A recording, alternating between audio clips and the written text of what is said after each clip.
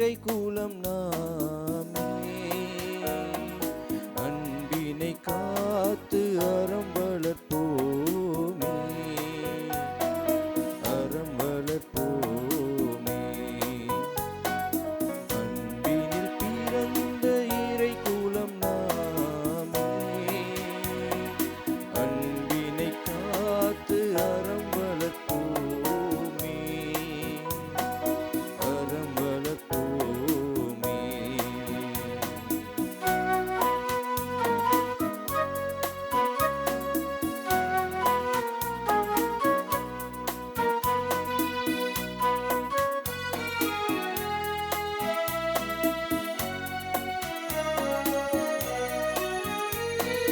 ஒரு மனதோராய் அனைவரும் வாழ்வோம், அருளொளி வீசும் ஒரு வழி போவோம். ஒரு மனதோராய் அனைவரும் வாழ்வோம், அருளொளி வீசும் ஒரு வழி போவோம்.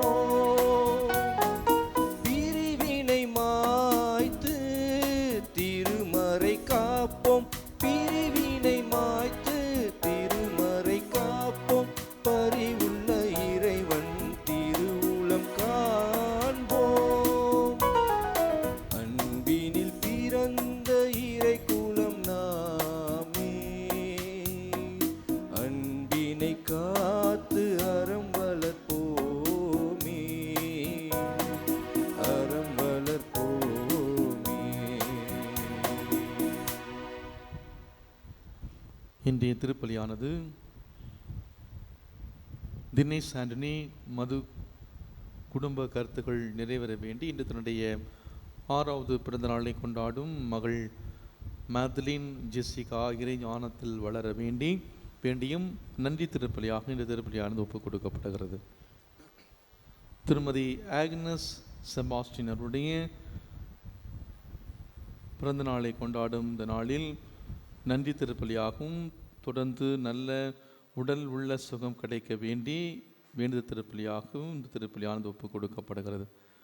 அருள் தந்தை ஃபாதர் அருள் சேகர் சிஎஸ்ஆர் பிறந்த நாள் கொண்டாடும் இந்த நல்ல நாளில் அவருடைய உடல் உள்ள சுகத்திற்காகவும் அவருடைய இறை பணி சிறக்க வேண்டி தொடர்ந்து இறை ஆசிர் வேண்டியும் இந்த திருப்பலியானது ஒப்புக் கொடுக்கப்படுகிறது.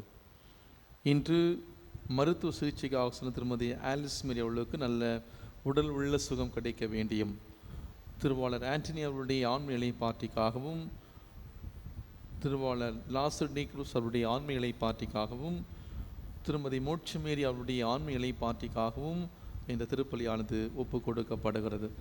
இந்த கருத்துக்களோடு நம்முடைய கருத்துக்களையும் ஒன்று சேர்த்து இந்த திருப்பலியை நாம் பக்தியோடு பங்கேற்போம். தந்தை மகன் தூயாவியாரின் பெயராலே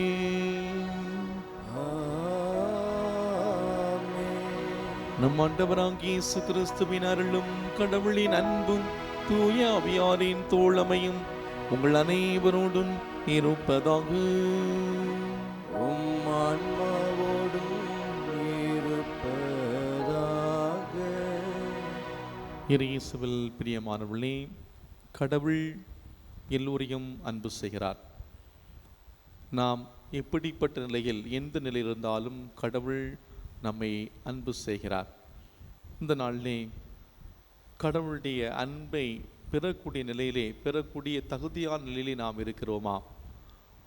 நம்முடைய வாழ்வின் ஒவ்வொரு நிலையிலும் அளவுக்கு அதிகமான ஆசீர்வாதங்களை நம்முடைய வாழ்வின் ஒவ்வொரு நிலையிலும் நமக்கு தேவைக்கு அதிகமாக கொடுத்து நம்மை காத்து வழிநடத்தும் கடவுளுடைய அன்பை நம்முடைய வாழ்க்கையிலே உணராமல் வாழ்ந்த அந்த நேரங்கள், நமக்கு கொடுக்கப்பட்ட பணிகளை நல்ல முறையிலே சிறப்பாக செய்ய தவறிய அந்த தருணங்களை எல்லாம் நினைத்து பார்த்து ஆண்டவருடைய மன்னிப்பை பெற்றுக்கொள்வோம்.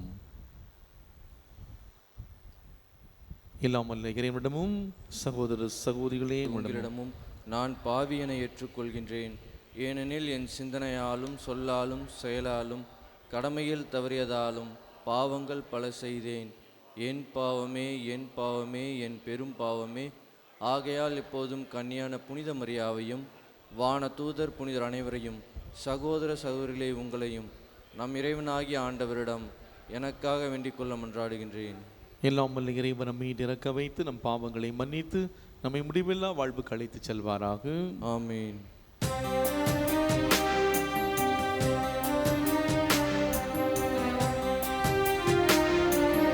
ஆண்டவரே இரக்கமாயிரும்.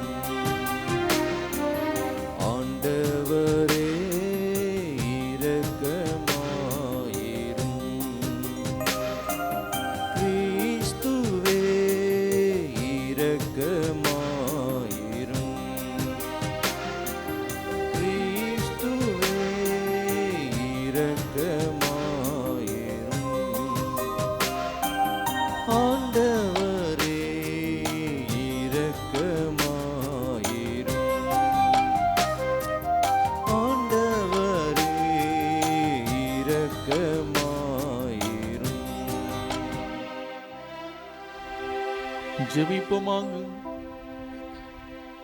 ஆண்டவரே, இணைவிடாத உம்முடைய இரக்கம் உமது திரு அவையை தூய்மைப்படுத்தி காப்பதாக. ஏனில் உம்மாலன்றி திரு அவை பாதுகாப்பாக இருக்க முடியாது என்பதால் உமது கொடையினால் அது என்றும் ஆளப்படுவதாக. உம்மோடு தூயாவியாரின் ஒன்றிப்பில் இறைவனாய் என்றென்று வாழ்ந்தாட்சி செய்கின்ற எங்கள் ஆண்டவரும் உம் திருமகனுமாகிய இயேசு கிறிஸ்து வழியாக உம்மை மன்றாடுகின்றோம்.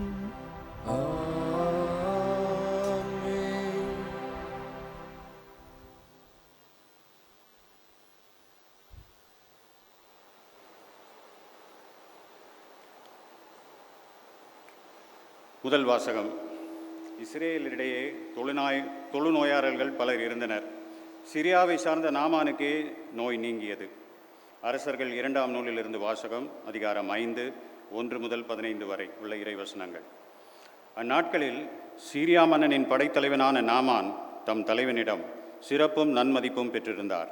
ஏனெனில் அவர் மூலமாய் ஆண்டவர் சிரியாவுக்கு வெற்றி அளித்திருந்தார். அவர் வலிமை மிக்க வீரர், ஆனால் தொழுநோயாளி. சிரியா நாட்டினர் ஒரு முறை கொள்ளையடிக்க சென்ற பொழுது இஸ்ரேலை சார்ந்த ஒரு சிறுமியை கடத்தி கொண்டு வந்திருந்தனர். அவள் நாமானின் மனைவிக்கு பணிவிடை புரிந்து வந்தாள். அவள் தன் தலைவியை நோக்கி, என் தலைவர் சமாரியாவில் இருக்கும் இறைவாக்கினர் முன்னிலையில் சென்றாரெனில் அவர் இவரது தொழுநோயை குணமாக்குவார் என்றாள். எனவே நாமான் தம் தலைவனிடம் சென்று, இஸ்ரேல் நாட்டை சார்ந்த சிறுமி இன்னவாறு கூறுகின்றாள் என்று அவனுக்கு தெரிவித்தார். அப்பொழுது சிரியா மன்னர், சென்று வாரும், நான் இஸ்ரேல் அரசனுக்கு மடல் தருகிறேன் என்றார். எனவே நாமான் ஏறத்தாழ 400 கிலோ வெள்ளியையும் 6000 பொற்காசுகளையும் 10 பட்டாடைகளையும் எடுத்துக்கொண்டு பயணமானார். அவர் இஸ்ரேல் அரசனிடம் அம்மடலை கொடுத்தார். அதில், இத்துடன் என் பணியாளன் நாமானை உம்மிடம் அனுப்புகிறேன், அவனது தொழுநோயை நீர் குணமாக்க வேண்டும் என்று எழுதப்பட்டிருந்தது. இஸ்ரேல் அரசன் அம்மடலை படித்தவுடன் தன் ஆடைகளை கிழித்து கொண்டு, நான் என்ன கடவுளா? உயிரை கொடுக்கவும் உயிரை எடுக்கவும் என்னால் இயலுமா? சிரியா மன்னன் ஒருவன் என்னிடம் அனுப்பி அவனுக்குள்ள தொழுநோயை குணப்படுத்த சொல்லுகிறானே, என்னோடு போரிட அவன் வாய்ப்பு தேடுவதை பார்த்தீர்களா என்று கூறினான். கடவுளின் அடியவரான எலிசா, இஸ்ரேல் அரசன் இவ்வாறு தன் ஆடைகளை கிழித்து கொண்டு செய்தியை கேள்வியுற்று அவனிடம் தன் ஆள் அனுப்பி, நீர் ஏன் உம் ஆடைகளை கிழித்து கொண்டீர்? அவன் என்னிடம் வரட்டும், இஸ்ரேலில் ஒரு இறைவாக்கினர் உள்ளார் என அவன் அறியட்டும் என்று சொன்னார். அவ்வாறே நாமான் தம் குதிரைகளுடனும் தேருடனும் எலிசா வீட்டு வாயில் முன் வந்து நின்றார். எலிசா, நீ போய் யோர்தானில் 7 முறை மூழ்கினால் உன் உடல் நலம் பெறும் என்று ஆள் அனுப்பி சொல்ல சொன்னார். எனவே நாமான் சினமுற்று வெளியேறினார். அப்பொழுது அவர் என்னிடம் வந்து என் அருகில் நின்று தம் கடவுளாகி ஆண்டவரின் பெயரை கூவி அழைத்து தொழுநோய் கண்ட இடத்தின் மேல் தம் கையை வைத்து குணப்படுத்துவார் என்று நான் எண்ணியிருந்தேன். அபானா, பர்பார் என்ற தமஸ்கு நதிகள் இஸ்ரேலில் உள்ள ஆறுகள் அனைத்தையும் விட மேலானவை அல்லவா? அவற்றில் மூழ்கி நான் நலமடைய முடியாதா என்று கூறி ஆத்திரமாய் திரும்பி செல்லலானார். அப்பொழுது அவருடைய வேலைக்காரர்கள் அவரை அணுகி அவரிடம், என் தந்தையே, இறைவாக்கினர் இதைவிட அரிதான ஒன்றை உமக்கு கூறியிருந்தால் நீர் அதை செய்திருப்பீர் அல்லவா என்றார். மூழ்கி எழும், நலமடைவீர் என்று அவர் கூறும்போது அதை நீர் செய்வதற்கு என்ன என்றனர்.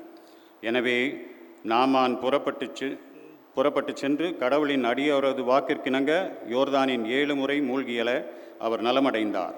அவரது உடல் சிறு பிள்ளையின் உடல் போல் மாறினது. பின்பு அவர் தம் பரிவாரம் அனைத்துடன் கடவுளின் அடியவரிடம் திரும்பி வந்து, இஸ்ரேலை தவிர வேறு எந்த நாட்டிலும் கடவுள் இல்லை என இப்போது உறுதியாக அறிந்து கொண்டேன்.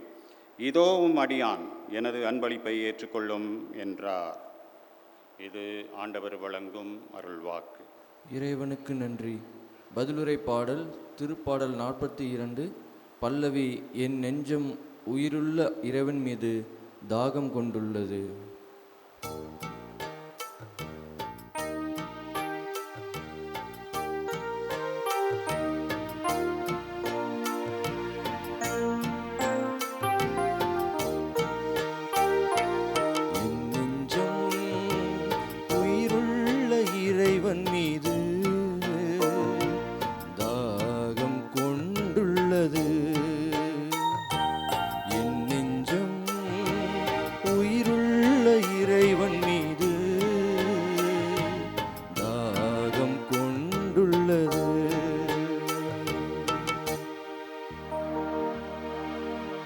கலைமான் நீரோடலுக்காக ஏங்கி தவிப்பது போல் கடவுளே என் நெஞ்சம் உமக்காக ஏங்கி தவிக்கின்றது. என் நெஞ்சம் உயிருள்ள இறைவன் மீது தாகம் கொண்டுள்ளது. என் நெஞ்சம் உயிருள்ள இறைவன் மீது தாகம் கொண்டுள்ளது. என் நெஞ்சம் கடவுள் மீது உயிருள்ள இறைவன் மீது தாகம் கொண்டுள்ளது. எப்பொழுது நான் கடவுள் முன்னிலையில் வந்து நீர்க்கப் போகின்றேன். என் நெஞ்சம் உயிருள்ள இறைவன் மீது தாகம் கொண்டுள்ளது. என் நெஞ்சம் உயிருள்ள இறைவன் மீது தாகம் கொண்டுள்ளது. உன் ஒளியையும் உண்மையையும் அனுப்பியருளும்.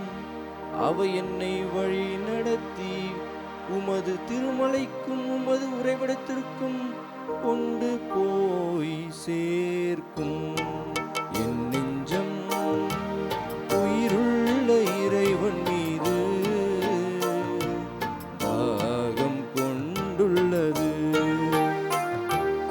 என் நெஞ்சம் உயிருள்ள இறைவன் மீது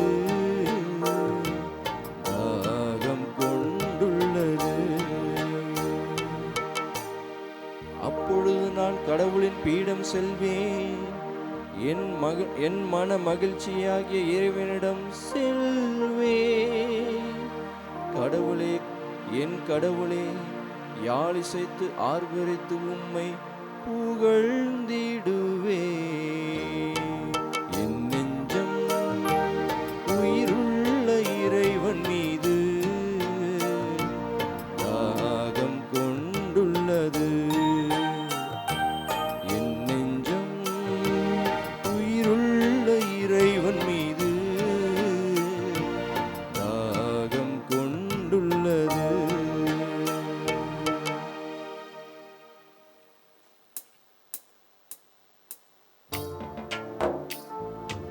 ஆயன் தன் மந்தையை காப்பது போல ஆண்டவர் நம்மை காக்கின்றார். ஆயன் தன் மந்தையை காப்பது போல ஆண்டவர் நம்மை காக்கின்றார்.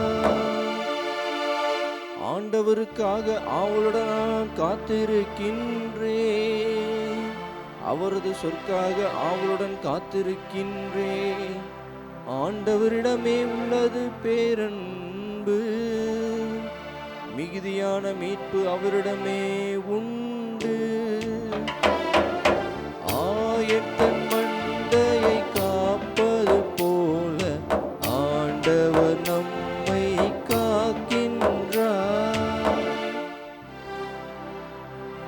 ஆண்டவர் உங்களோடு இருப்பாராக. உம் ஆன்மாவோடும் இருப்பாராக.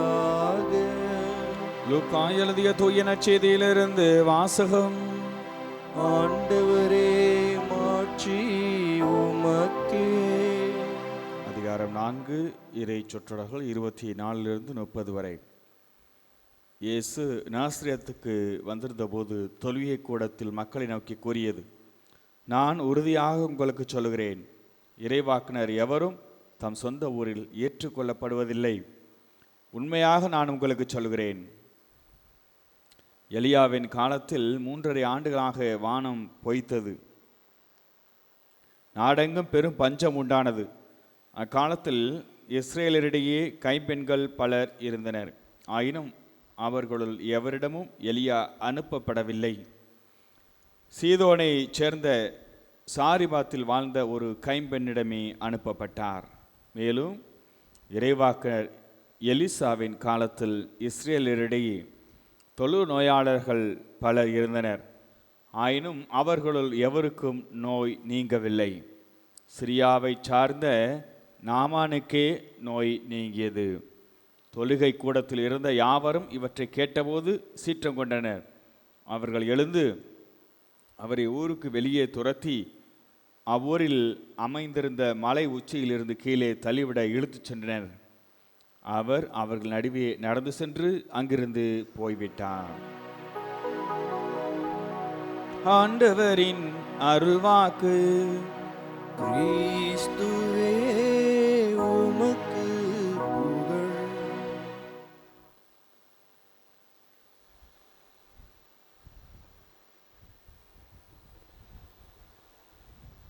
நம்முடைய கடவுள் நம்மை காத்து அரவணைக்கக்கூடிய கடவுளாக இருக்கிறார். இயேசுவில் அன்புக்குரியவர்களே, ரவீந்திரநாத் தாகூர் தன்னுடைய வாழ்க்கையில் நடந்த ஒரு நிகழ்வை இவ்வாறு சொல்லுகின்றார்.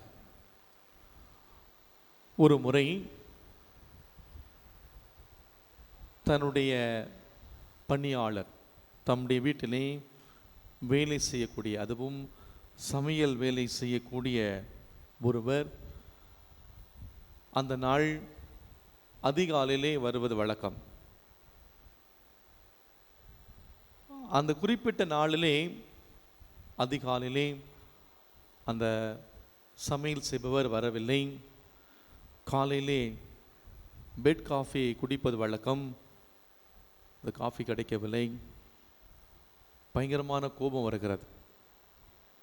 என்னாச்சு, இது காஃபி போட்டு கொடுக்கணும்னு தெரியாதா அப்படின்னு நிறைய கேள்விகளை எழுப்பிவிட்டு காத்திருக்கிறார். மறுபடியும் காலை உணவுக்காக செல்கின்றார். அங்கே சமையலால் வரவில்லை. பயங்கரமான கோபம் வருகிறது. ஒரு வார்த்தை சொல்லியிருக்கலாமே. கோபப்படுகிறார்.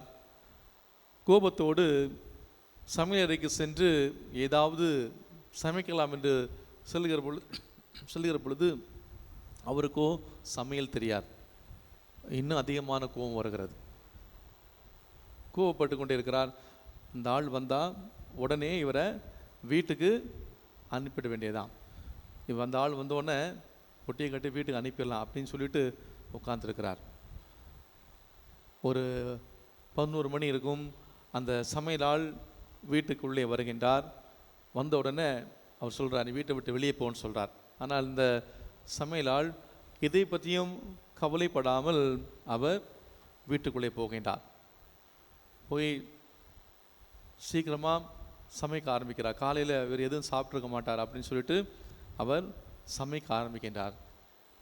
கிச்சனில் போய் ஒரு சத்தமாக கோபத்தோடு, நான் சொன்னேன்ல வீட்டை விட்டு வெளியே போன்னு சொன்னேன்ல, ஏன் சமைக்கிற, வீட்டை விட்டு வெளியே போ அப்படின்னு மறுபடியும் சொல்லுகிறார். அப்போது அந்த சமையல் செய்யக்கூடிய அந்த நபர் ரவீந்திரநாத் தாகூரை பார்த்து சொன்னார், ஐயா, நீங்கள் கோபப்படுவது சரிதான். நீங்கள் கோபப்படுவதிலே எந்த தவறும் இல்லை. நேற்று இரவுதான் என்னுடைய மகள் இறந்து விட்டாள். நேற்று இரவு என்னுடைய மகள் இறந்து விட்டாள்.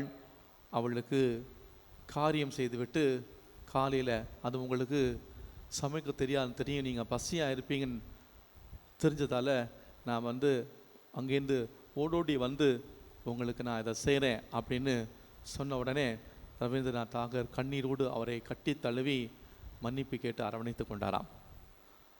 அன்புக்குரியவர்களே, பல வேளைகளிலே நம்முடைய சூழ்நிலையை வைத்து பிறரை நாம் தவறாக புரிந்து கொள்வோம்.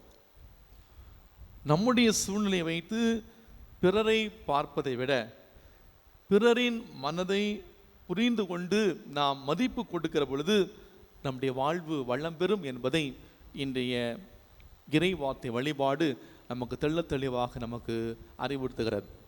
இன்றைய நற்செய்தி வாசகத்தில் நான் வாசிக்க கேட்டோம்.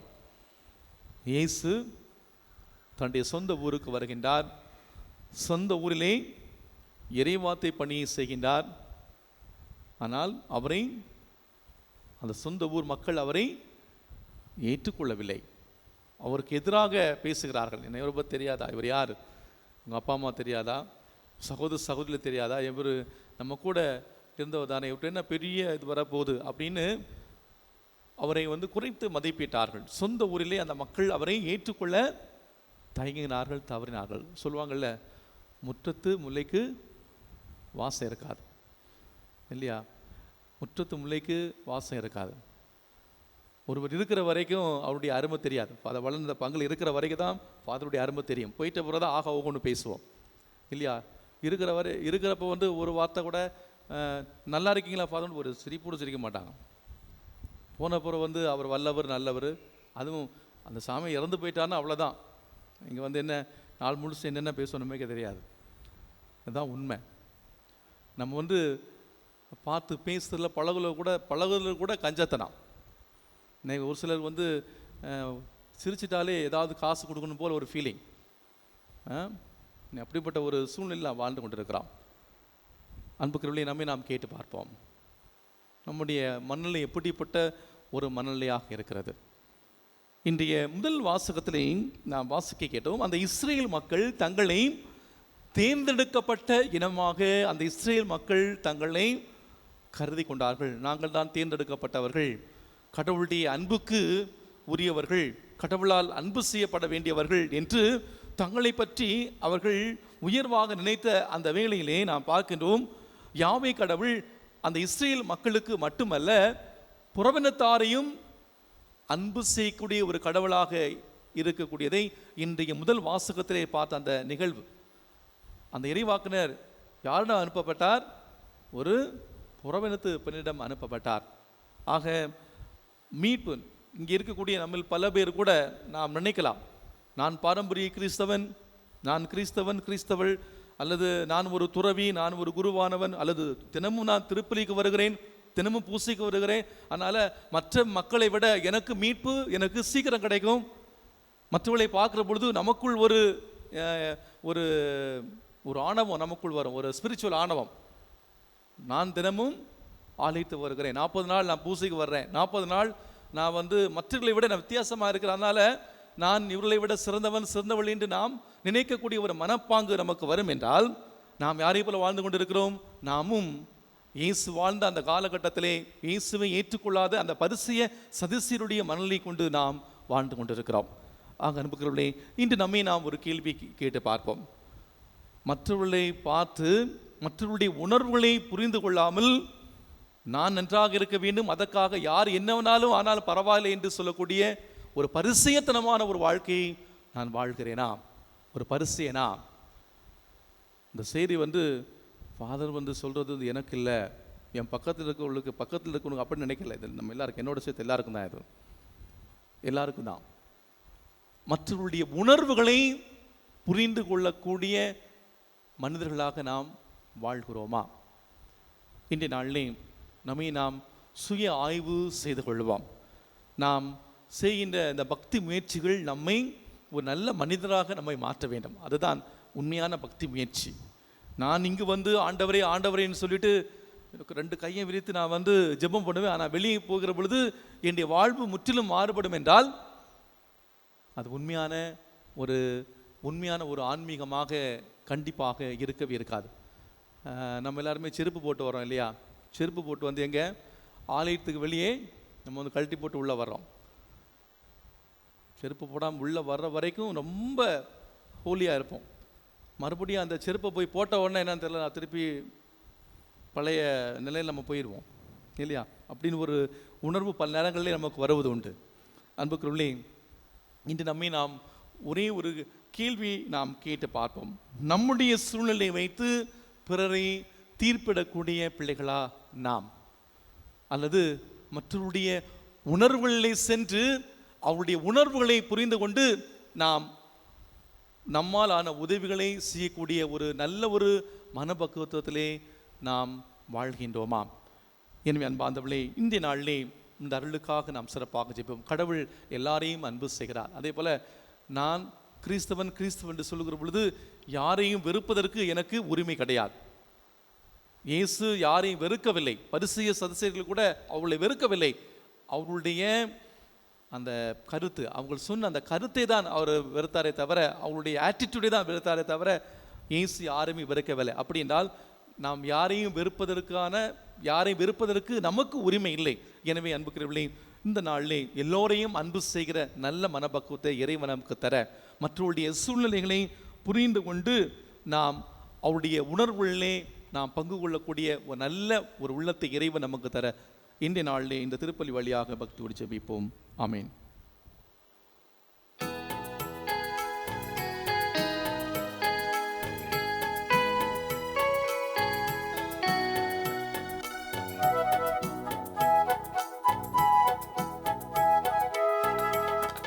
படைத்ததெல்லாம் தர வந்தோம் பரம்பொருளே உன் திருவடியில்.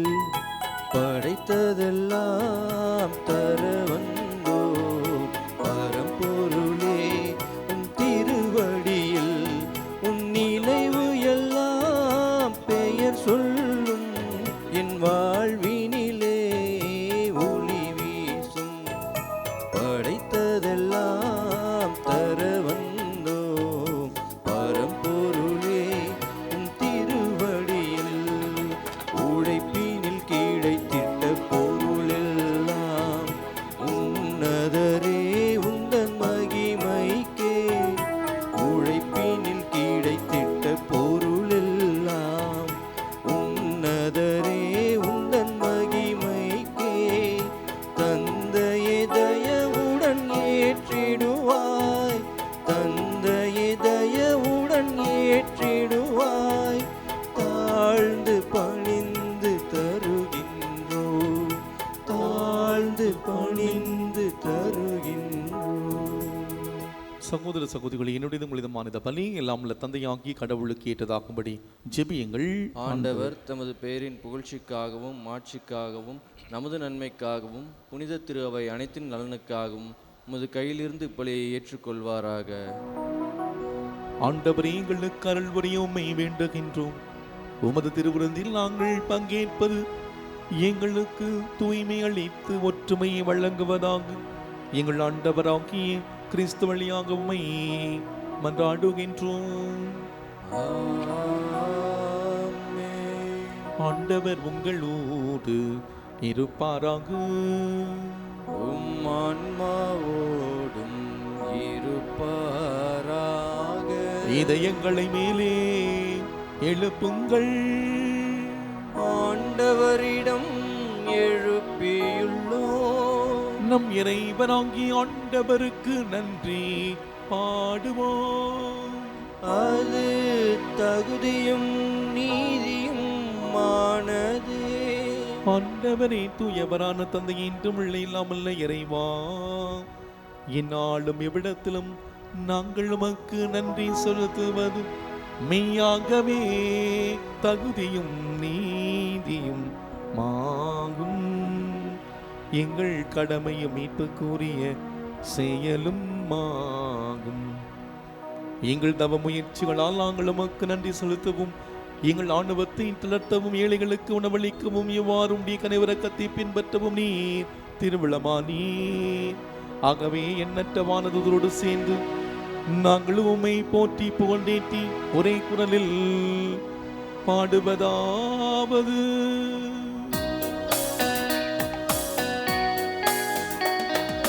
தூயவர் தூயவர் தூயவர் வான் படைகளின் கடவுளாம் ஆண்டவர். விண்ணகமும் மண்ணகமும் உமது மாட்சியால் நிறைந்துள்ளன. உன்னதங்களிலே ஓசன்னா, உன்னதங்களிலே ஓசன்னா. ஆண்டவர் பெயரால் வருகிறவர் ஆசீர் பெற்றவர். உன்னதங்களிலே ஓசன்னா, உன்னதங்களிலே ஓசன்னா. ஆண்டவரின் மெய்யாகவே தூயவர், தூய்மை அனைத்திற்கும் ஊற்றாகவே உம்முடைய ஆவியை பொழிந்து இக்காணிக்கைகளை தூய்மைப்படுத்த உம்மை வேண்டுகின்றோம். இவ்வாறு எங்கள் ஆண்டவர் இயேசு கிறிஸ்துவின் உடலும் இரத்தமுமாக எங்களுக்கு இவை மாறுவனவாகும். அவர் பாடுபட உள்ளம் கனிந்து தம்மை கையளித்த போது அப்பத்தை எடுத்து நன்றி செலுத்தி அதை பிட்டு தம் சீடர்களுக்கு அளித்து அவர் கூறியதாவது: அனைவரும் இதிலிருந்து பெற்று உண்ணுங்கள், ஏனெனில் இது உங்களுக்காக கையளிக்கப்படும் என் உடல்.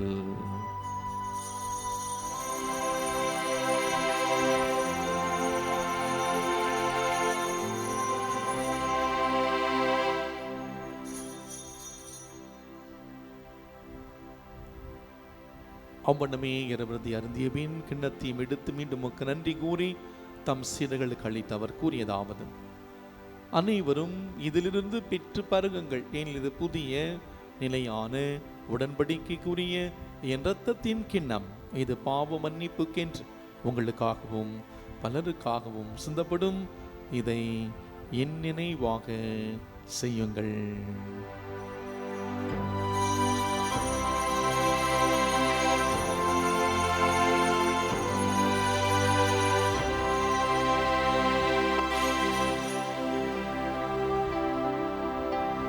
நம்பிக்கையின் மறைபொருள்.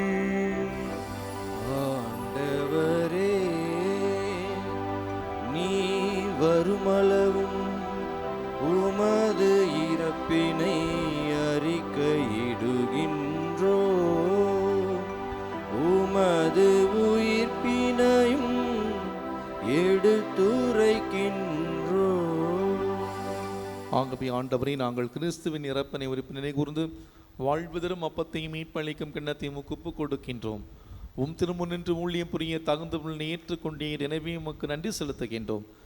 மேலும் கிறிஸ்துவின் உடலிலும் இரத்தத்திலும் பங்கு கொள்ளும் எங்களை தூய ஆவியார் ஒன்று சேர்க்க வேண்டுமென உம்மை தாழ்மையுடன் மன்றாடுகின்றோம். ஆண்டவரே, உலகெங்கும் பரவியிருக்கும் உமது திருவை நினைவு கூர்ந்தருளும். எங்கள் திருத்தந்தை பிரான்சிஸ், எங்கள் ஆயர் நீதிநாதன், எல்லா திருநடினர் ஆகிய அனைவரோடும் உமது திருவை அன்பில் நிறைவு பெறச் செய்தருளும். மேலும் உயிர்த்தல் எதிர்நோக்குடன் தொழில் கொள்ளும் எங்கள் சகோதர சகோதரிகளையும் இறந்தோர் அனைவரும் இரக்கத்துடன் நினைவு கூர்ந்து உமது திருமுக ஒளிநூல் ஏற்றருளும். எங்கள் அனைவர் மீதும் இரக்கமாயிரும். கடவுளை கன்னித்தாயன புனித மரியா, அவருடைய கணவரான புனித யோசேப்பு, புனித திருத்தூதர்கள், நம் பங்கின் பாதுகாவலர் புனித பிரான்சிஸ் சவேரியார், இவ்வுலகில் நமக்கு ஓந்தவராக இருந்தோர் ஆகிய புனிதர் அனைவருடனும் நாங்கள் நிலைவாழ்வில் பங்கொள்ளும் தகுதி பெற்று உம் திருமகன் இயேசு கிறிஸ்து வழியாக உம்மை புகழ்ந்தேத்தும் வரமருள உம்மை மன்றாடுகின்றோம்.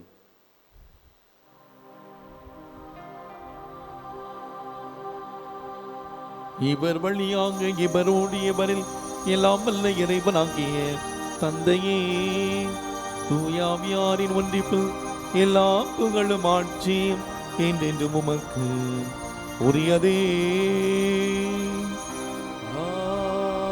ஆமென், ஆமென், ஆமென்.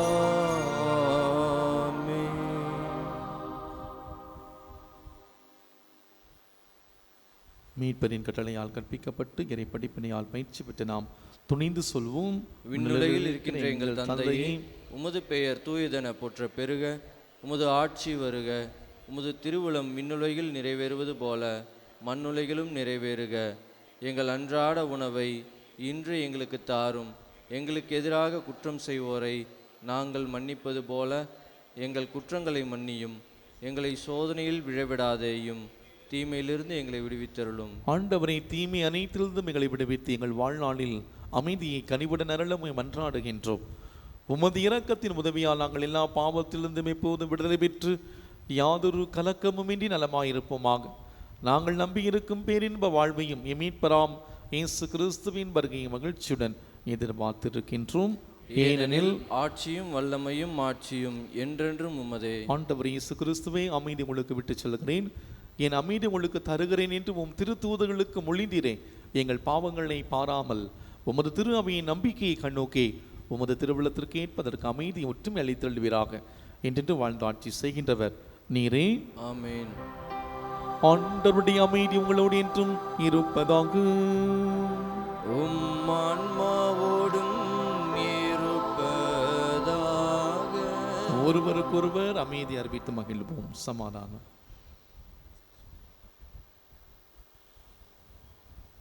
உலகின் பாவங்களை போக்கும் இறைவனின் செம்மறியே, எங்கள் மேல் இரக்கமாயிரும். உலகின் பாவங்களை போக்கும் இறைவனின் செம்மறியே, எங்கள் மேல் இரக்கமாயிரும். உலகின் பாவங்களை போக்கும் இறைவனின் செம்மறியே, எங்களுக்கு அமைதியை அளித்தருளும். இதோ இறைவனின் செம்மறி, இதோ உலகின் பாவங்களை போக்குகின்றவர். செம்மறியின் மீது கழைக்க பெற்றோர் பேர் பெற்றோர். ஆண்டவரே, நீர் என் நிலத்தில் எழுந்தருள நான் தகுதியற்றவன். ஆனால் ஒரு வார்த்தை மட்டும் சொல்லியருளும், எனது ஆன்மா நலமடையும். கிறிஸ்துவின் திருவுடலும் திருரத்தமும் நம்ம ஒருவரை காத்தும் நிலை வாழ்வுக்கு அழைத்து செல்வதாக. ஆமென்.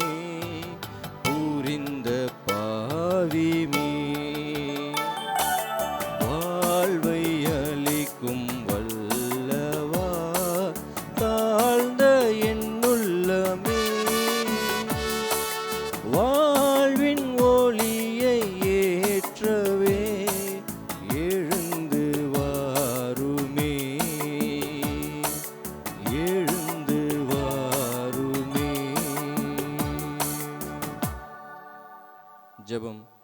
கிறிஸ்துவின் ஆன்மாவே என்னை புனிதப்படுத்தும். கிறிஸ்துவின் திருவுடலே என்னை மீட்டருளும்.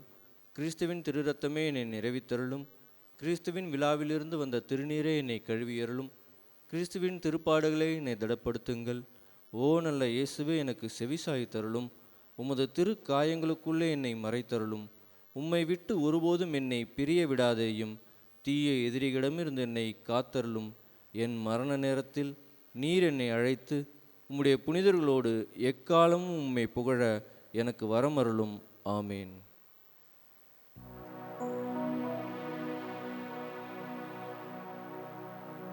ஜெபிப்போமாக.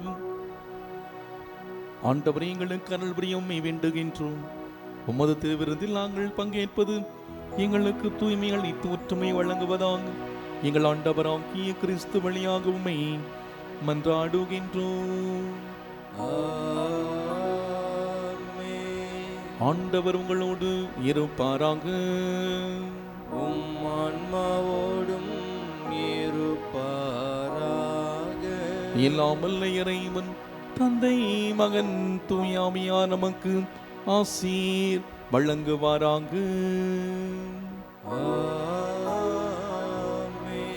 சென்று வாழுங்கள், வாழ்க்கை பலி தொடர்கின்றது. இறைவனுக்கு நன்றி.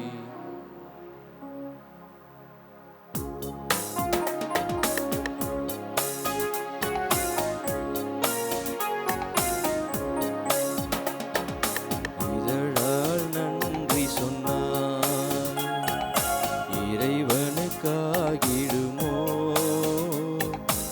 இதயத்தில் நன்றி சொன்னால் இயேசுவுக்காகிடுமோ? இதழால் நன்றி சொன்னால் இதயனுக்காகிடுமோ? இதயத்தில் நன்றி சொன்னால் இயேசுவுக்காகிடுமோ? வாழ்வில் காட்டுதலே வானிரை கேட்கும் நன்றி. வாழ்வில் காட்டுதலே வானிரை கேட்கும் நன்றி. மனத்தாழ்ச்சியும் தரித்திரமும் தயவும் காட்டும் நன்றி. இதழால் நன்றி சொன்னால் இறைவனுக்காகிடுமோ? இதயத்தில் நன்றி சொன்னால் இயேசுவுக்காகிடுமோ? தந்தை மகன் தூயாவின் பெயராலே ஆமேன். கிறிஸ்து ராஜா வாழ்க. உம்முடைய ராஜ்யம் வருக. மரியே வாழ்க.